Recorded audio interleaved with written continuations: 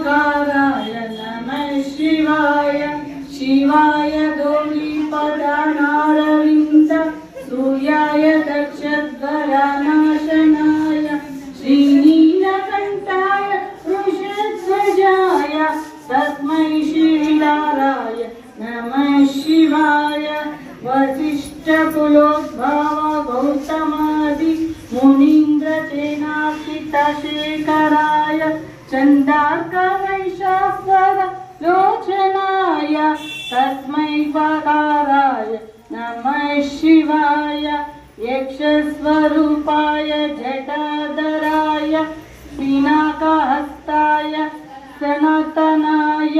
दिव्याय देवाय दिगंबराय तस्मै यकाराय नमः शिवाय